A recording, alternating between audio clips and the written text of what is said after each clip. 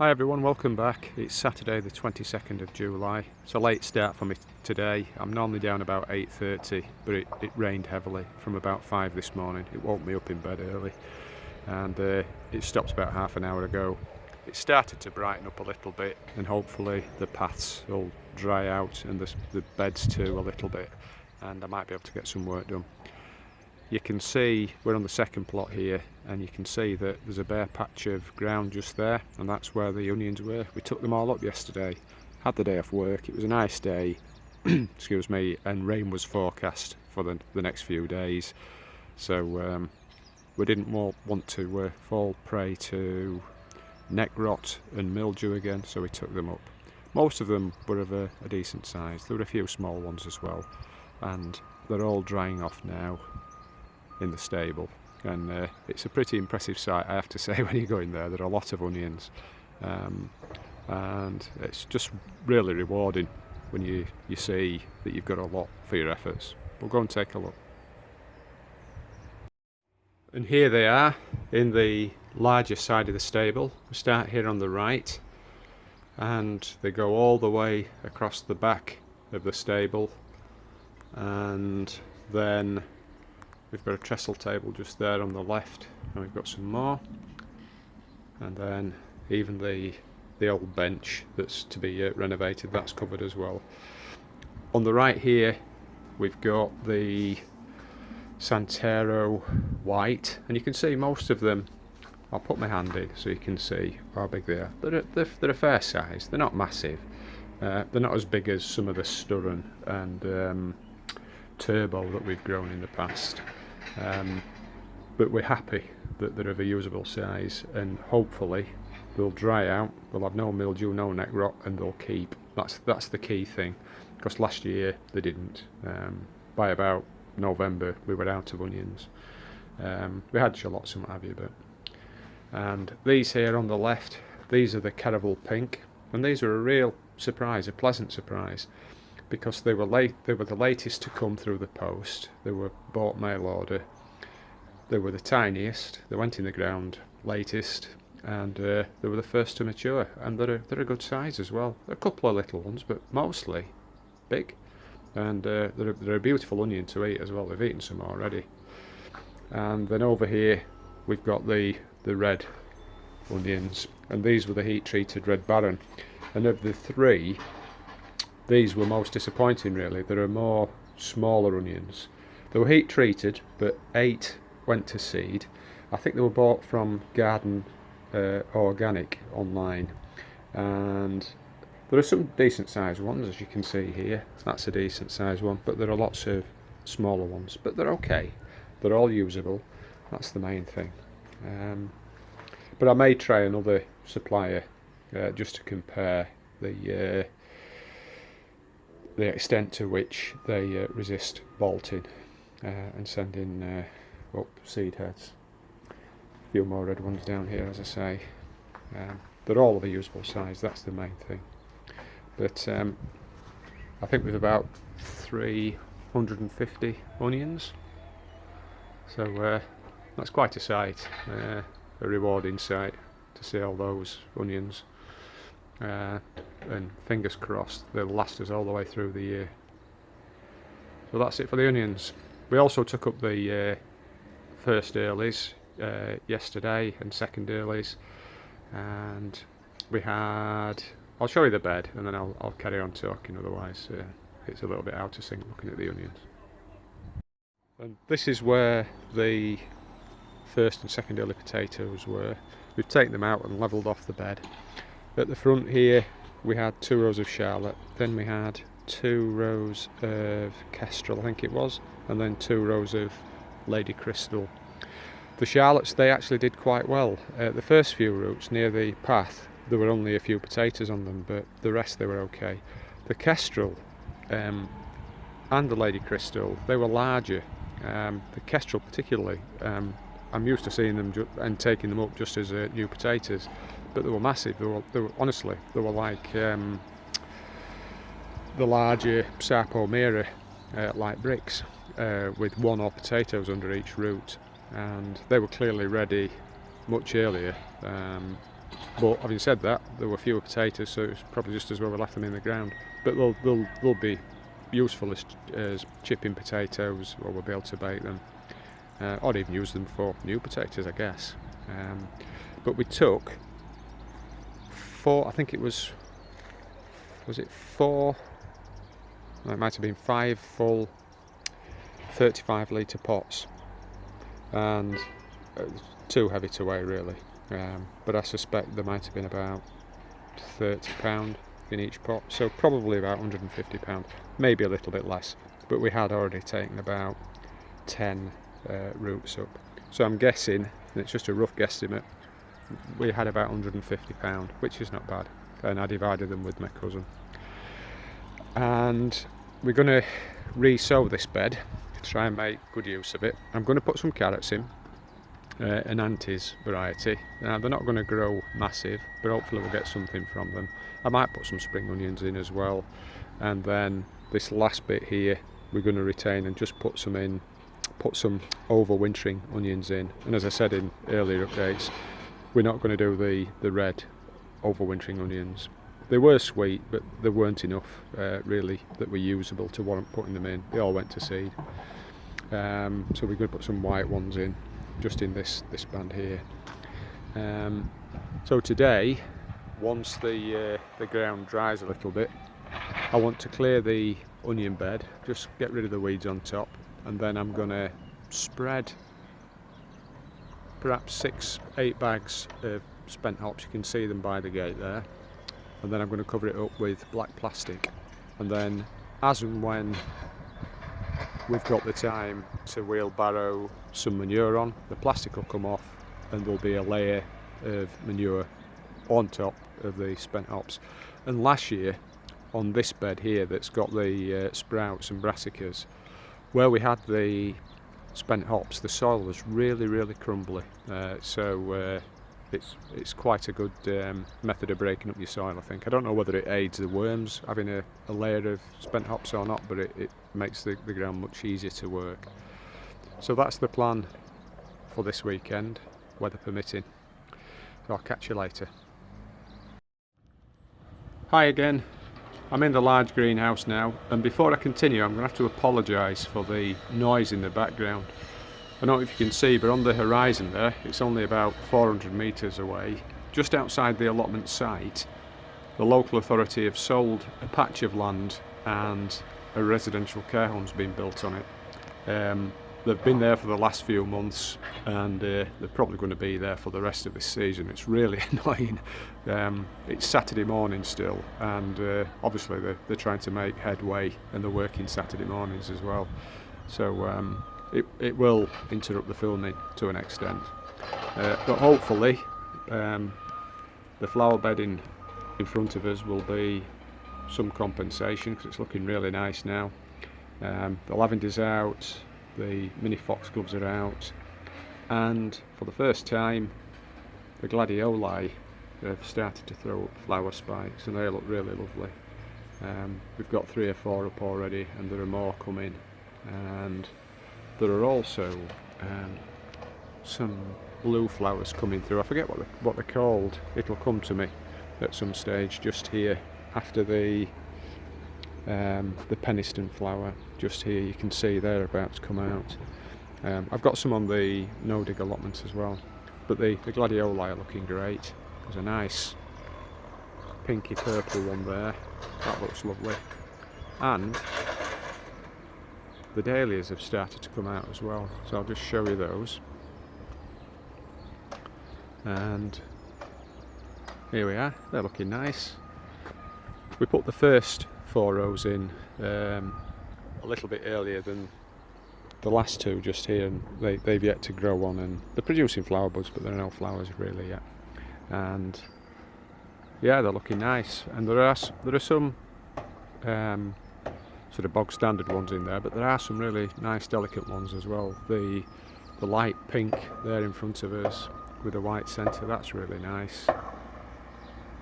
The deep reds, they're also really colourful, and we've got a couple of nice pinks and peaches just here as well. So they're going to make lovely cut flowers. It's just the start of flower production, and the plants will continue to grow. Will probably end up being about a foot higher, the first 4 rows here. These here to the left, they'll be probably another 2 foot high. So when this half of the bed is full of dahlias, it'll look really nice, and the sunflowers are looking great as well. So that's the flower bed. We'll pop back into the greenhouse, and that's the large greenhouse on the 3rd allotment, and we'll have a look at the beefsteak tomatoes. There are a few problems in there as well, but things are growing on okay. Well, here we are in the large greenhouse. I've closed the door to try and eliminate a lot of the clattering and banging outside from the builders, and as you can see, some of the tomatoes have started to ripen, but things are not always what they seem. Excuse me. This is a Caspian pink, and you come in and you think, oh, that's lovely, that looks really nice. But if I turn that tomato over, you can see that we've got some blossom end rot at the bottom, and it's not the first one either. On the plant next to it, this is an ananas noir, a black pineapple. I've taken 2 off of here. They look beautiful. They were just about right, and I turned them over and they were just like bed sores underneath. There's also, if you can see it, a little bit on the bottom of there, but we may be able to harvest that one and the one over there and cut off the top half. And most of the others on this side, on the left side, the tomatoes are growing on really nicely, and I've not seen any blossom end rot on these. But over on the other side, you can see up at the top of this plant, I think it might be a brandy boy, you can see there again, they need to come off. The top truss has been affected, not all of them, but no, 4 out of 5 on that truss, because we've had really hot weather, and as those tomatoes have set, there's obviously been a shortage of water and calcium and nutrients coming up the plant, and the flower end has obviously been affected by blossom end rot. The cells have just died, and if they are left on, they may ripen, but they'll just continue to rot and make an awful mess, so they need to come off. So we might have lost 2 or 3 pounds worth of, well, maybe more, maybe 5 pounds worth of tomatoes, but most of the others seem to be okay. And obviously different varieties will be affected differently depending upon the size of the plant, how much water it needs at the time that you encounter really hot weather. These appear to be okay. There's nothing on there, and there are some big ones as well, some really big ones. But all in all, they're looking quite good. As I say, just a little bit of blossom end rot. The grapes are coming on lovely as well. This needs to be pruned back, this because it's been neglected a little bit, but there are quite a lot of bunches. There must be about 15 or so, 15-20 bunches, more than I originally thought. But it'll be nice to have those for the first time this year as well. The peppers and chilies, they're growing on okay, and there are a few chilies that are starting to form. See down here. So we've got a mixture of sweet peppers and hot peppers. The aubergines are doing okay as well, and if I just look here, we've got the start of a few flowers there as well. Everything's doing okay. The aubergines tend to be a little bit vulnerable to wilting as well if it's too hot, but everything's been well watered. But as I say, some of the tomato plants are so big and have got such heavy trusses. Obviously they need quite a lot of water, and your natural inclination is not to give them too much, to water regularly, but to keep them on the dry side, and it's an occupational hazard, unfortunately. Right, we'll go back outside and see what's happening. Still on the third allotment, and at the other side of the path from the dahlias we've got the kohlrabi, the second wave of kohlrabi that I planted, that's growing on okay, and the main crop potatoes, and they've been battered a little bit by the weather and they're starting to fall over. They'll be left probably until about the third week in August, I would say, and then we'll take those up. The tops will die back. Down at the front we've got the international kidney. I think we've about 3 rows there, and they'll come up about the same time because they were put in quite late just to get a second crop of first, second earlies. To the right of me you'll see that where the peas were and the broad beans, we've now got an empty bed, and it's quite a shock when you've had it nice and verdant and green, and then you revert back to a start of the season view. But the soil's in good condition. The plan is to clear the rubbish off the top, and I'm going to dig in some more spent hops, but I'm going to turn this bed. Unlike the onion bed that I showed you earlier, which is just going to be covered up and left for the remainder of the season, this bed is going to be replanted, and we're going to have 2 long plantings. On one side, probably this side, we're going to have the final broad drill of French dwarf beans, and on the other side we're going to have a mid-season broad drill of purple top Milan turnips, and we'll get them covered up with hoops and netting, and hopefully we'll get a second crop out of this 20 foot by 9 foot bed. And if we look at the right of the bed, look at the rhubarb. It's just gone mad again. It's been like this all year, all season, and we need to take a final crop in, I think possibly this weekend.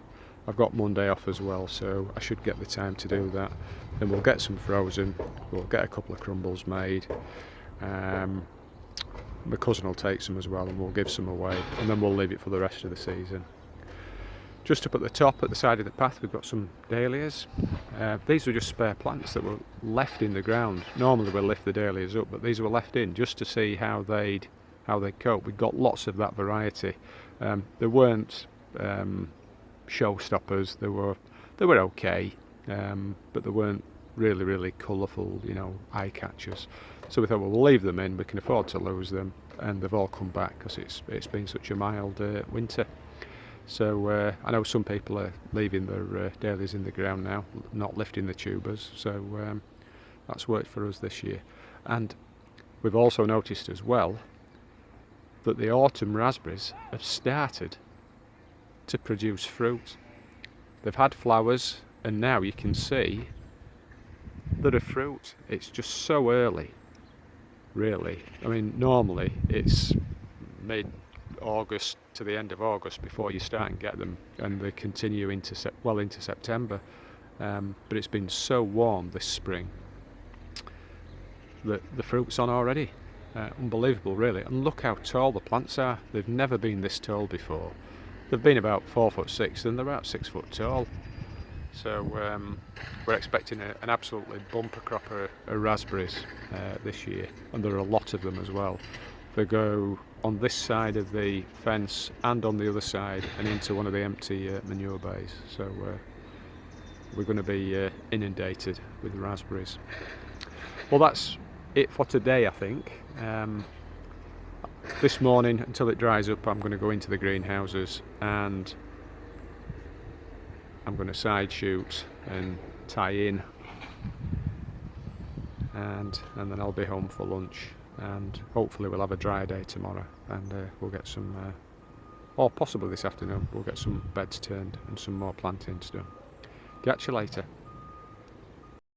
Hi everyone, welcome back. It's still Saturday the 22nd. I'm just about finishing up now for lunch, and I've tidied up the tomatoes and cucumbers in the bottom and middle greenhouse, and I'm in the top greenhouse now.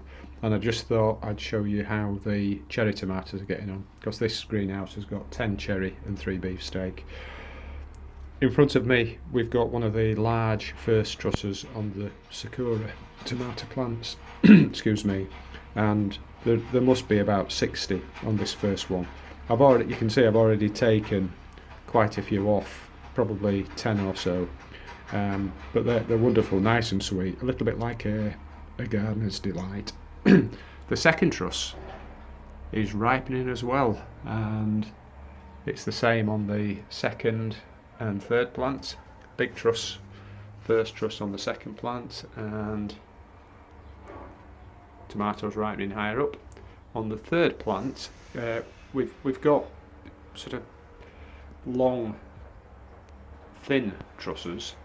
We don't have a large first truss, but we've got tomatoes ripening on the third truss, which is really impressive for this time of the year.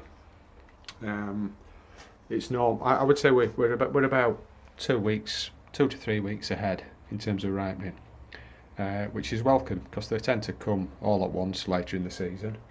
And if we look down, I'm on my knees. If we look down the tomato plants, you'll see that the red pear, the first truss on that one, is starting to ripen, and I think there's also one on the second truss as well. The sun gold have been quite prolific as normal, and I've taken loads off, probably about 4 punnets worth, and second and third trusses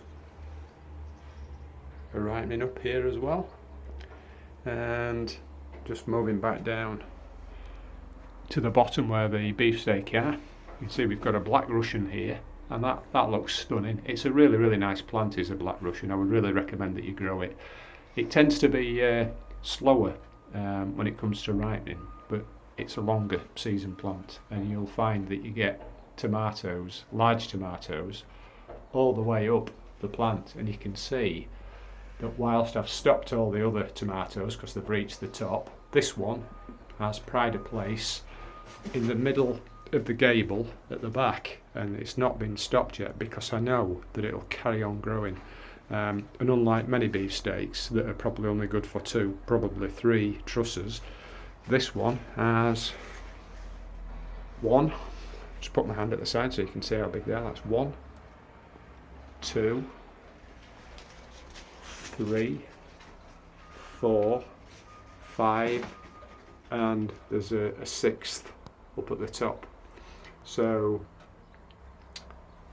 it's an impressive plant, is the black Russian. And each truss is generating tomatoes, and you can see the trusses need to be pruned because they're not even the 4th and 5th truss. I mean, look at the size of this. We've got 1, 2, 3, like 4 prongs to the truss, which is really impressive. And these will get bigger, they won't stay that size. I'm pretty convinced that they'll all end up being that sort of size. So that's a nice plant, is a black Russian. And this is the first time I've grown the one on the right here. I've got 2, one in this corner and one on the other corner. And these are amazing tomatoes as well. I've shown you them before. This is the Japanese black trefoil. I'm really excited about these. I can't wait for them to ripen and see what they taste like. And we've got one, I've got 2 stems incidentally, but we've got 1, 2,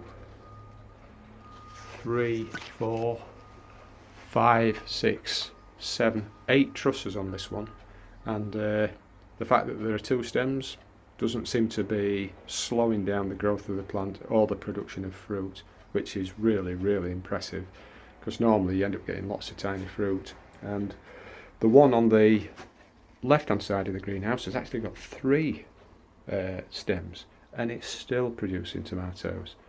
That's really impressive. So we're doing well for tomatoes already. Granted, they're all cherries, and I expect within the next 3 to 4 weeks we'll be eating quite a few large beefsteaks as well. Can't wait. So watch this space. Catch you later. Hi again, welcome back. It's Sunday the 23rd of July, and this will probably be the last clip on this upload, because the video is going to be getting too long otherwise. Just thought I'd take a look at the squash, and as you can see they're developing quite nicely. This is one of the red Ushiki Kori.